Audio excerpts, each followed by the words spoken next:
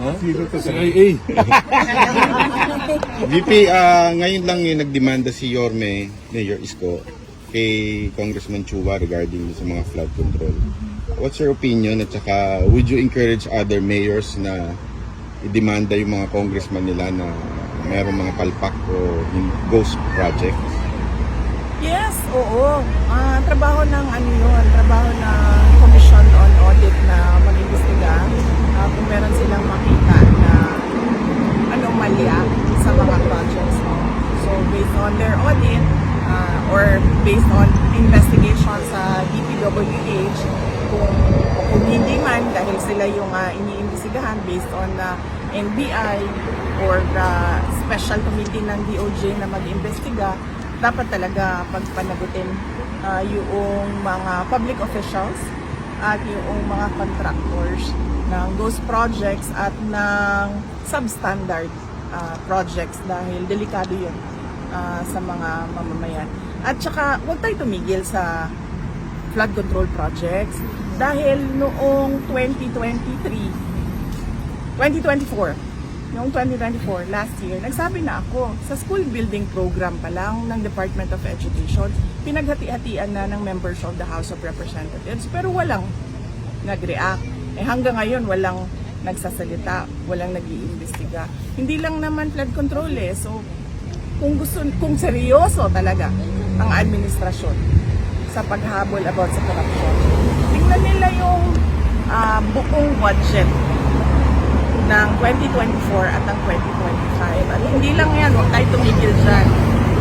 Sagutin yung mga blanco doon sa budget. Madami pa tayong questions. So, hindi lang flood control. Lahat. Since ma'am you have information dun sa dati kayong Deputy Secretary, are you willing to appear sa Senate hearing ni Marcoleta para ibulgar itong mga humingi sa inyo noon ng project ng parte sa DepEd? Hindi naman sila humingi ng parte sa amin Kasi diretso nilang kinuha yung budget.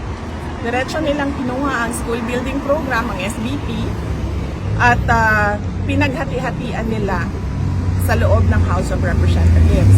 At diretso nilang inattach yung listahan nila doon sa GAA version, House version ng GAA.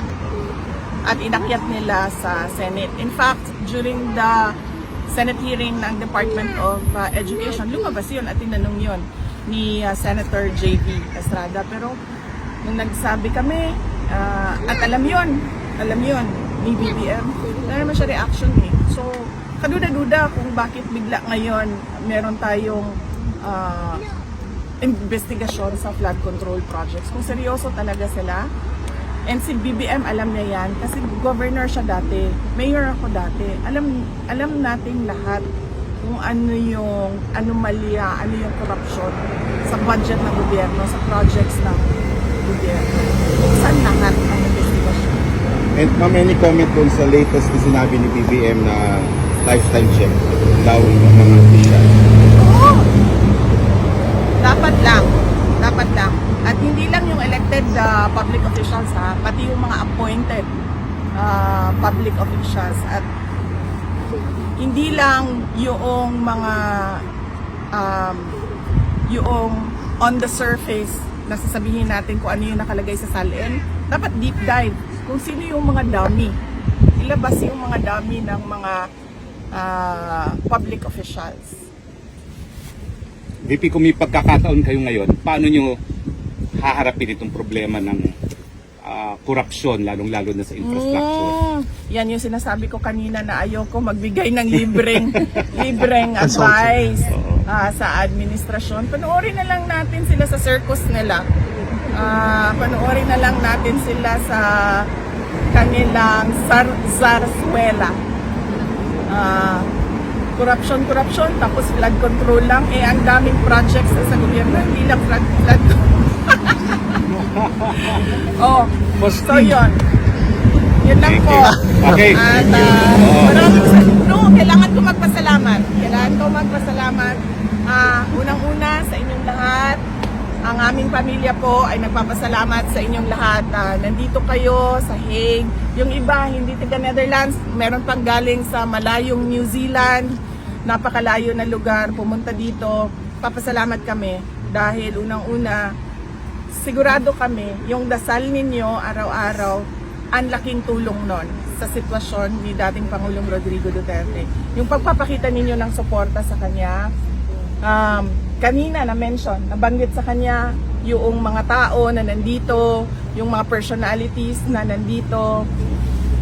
We mentioned you, and then he smiled kasi ano daw, noong nasa Davao siya, nanonood siya ng mga content at mga vlogs mo. So, nagpapasalamat siya at nagpapasalamat kami lalong-lalo na mga anak niya sa tulong ninyo sa kampanya at sa tulong ninyo sa dasal ninyo at sa pagpapakita ninyo ng suporta sa Pwede kay ba ho dating si Pangulong Anton Duterte. SMNI? Yes. Last question. Ayoko na magbigay ng libreng legal advice. Ayoko na magbigay ng libreng legal advice at professional advice sa administration, ha. Dahil wala na tayong aasahan sa administrasyon na ito. 2028 daw. Sa September 23, ano ba yung aasahan daw ng mga Pilipino? Wala pa tayong, antayin na lang natin, no, ang announcements ng defense team ni dating Pangulong Rodrigo Duterte. Pero ang pagkakaalam ko ay meron tayong pagtitipon sa 21 at 20 at 21. Yes. 20, We have- 21, tatlong araw na. 22, Actually, ma'am, it's from 23. 19 to the 24th. 19, 20, 21, 22, 23, 24. Okay, 6 days. Okay. September, So opo. merong pagtitipon ang mga Filipinos dito sa The Hague, September 19 until September 24. 26 yan. So yun yung mga mangyayari sa We will also have the Guadalajara. exhibits, ma'am, also. We will reinstall the exhibits that doon Yes. sa Landvan. Opo. Okay, sige. Okay, sige, sige. Okay. All the exhibits. Maraming salamat, ha. Maraming salamat sa suporta ninyo. And sa 20 and 21, meron din sa Japan. Malaki yung hinanda ng Filipino community sa Japan, September 20 and 21. Papasalamat kami, ha, na hindi kayo bumibitaw. Yes. Maraming salamat. Hanggang sa dulo. Hanggang sa dulo. Ang tanong, malaki rin ba dito sa Netherlands? Malaki rin ba? Yes! Sigurado kayo? Thank you, VP. Salamat. Ma'am, may oras ba for picture? Limit sila sa pagbisita. But binigyan nila kami ng isang araw na sabay-sabay kami apat na magbisita kay dating Pangulong Rodrigo Duterte. Ano pong mensahe niya sa inyong apat? Yung masishare niyo lang, hindi naman masyado personal. As a father, yun yung message niya bilang ama, personal na buhay namin at sa politika, no? Personal na buhay, buhay ng pamilya at buhay namin sa politika. So yun yung mga general topics na napag-usapan kanina. Anything you can share po, lalo na din sa politika? Well, wala naman. Nothing about the future, no? No concrete plans about the future. Pero napapag-usapan lang kung ano yung mga nangyayari ngayon at ano yung posibleng mangyari bukas sa susunod na taon in 3 years from now. So yun yung mga napag-usapan kanina. VP Inday, what is the reaction of your father when he saw his 4 children for the very first time since his illegal detention inside the ICC detention facility? Masaya siya. He's been informed of it since Friday of last week, nung 3 na kami ang bumisita at sinabihan na siya na nag-aantay na lang ng isa.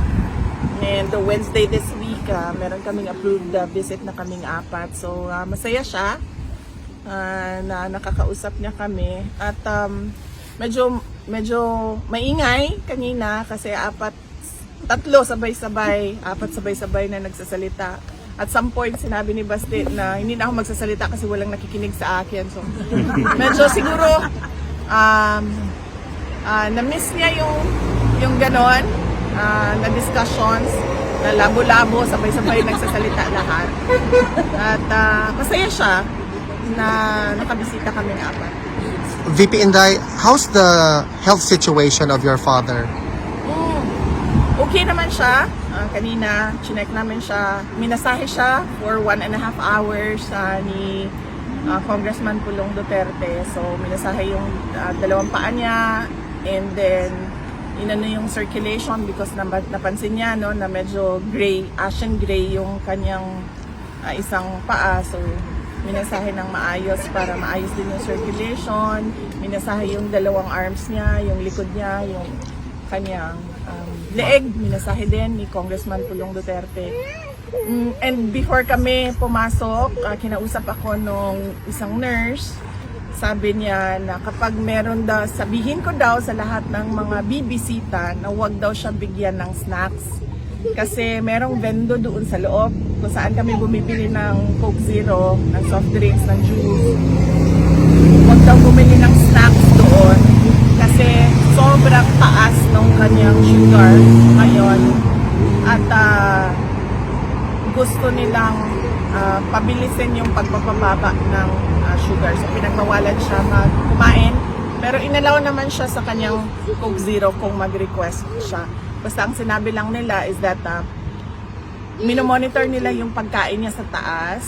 Kaya wag siyang bigyan ng snacks dahil hindi nila ma-monitor ang sugar doon. And nakikita nila nagsispike yung kanyang sugar, blood sugar. So pinagsabihan kami wag mag-share ng snacks. VP, just to follow up on that, how do you feel personally when you saw all of your siblings together with your father to meet him for the very first time? Ako? Together with all of your siblings. Yes, personally, VP, sa'yo. How do you feel?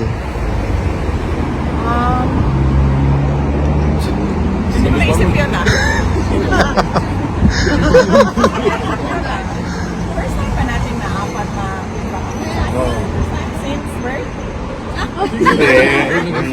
Sa pagbisita, VP. Wala akong feelings. Wala.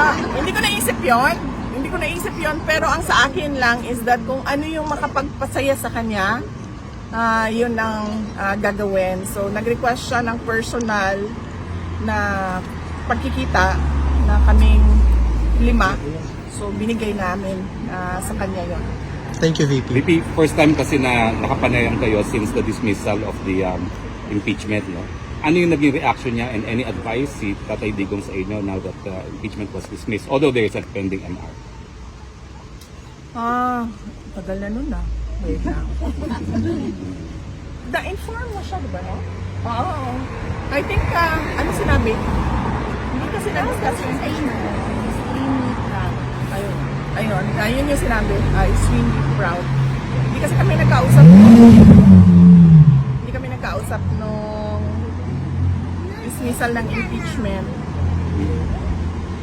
Visit ata ni Kitty yun and siya yung nagbigay ng news kay President Duterte. Any advice for your future political plans? Si Tatay Digong? Wala kami pinag-usapan na 2028 wala kami pinag-usapan ng 2028 elections kanina. VP, on a completely different matter, the lead counsel attorney Nicholas Kaufman made mention that he is appealing or he's waiting for the government of Bongbong Marcos to schedule an appointment for him to negotiate because he wants the immediate return of your father during that time today daw. What is your... Can you weigh in to this statement of Attorney Nicholas Kaufman? Is that possible or should we ask this question na lang kay Attorney Kaufman? I think it is best if we ask Attorney Nicholas Kaufman to explain his statement. Kasi I cannot speak for him and I cannot say kung ano yung I cannot say what his plans are. Thank you, VP. But do you think PBBM will allow him back? I cannot speak for BBM as well. CIA, siguro tanungin mo. Ah, si.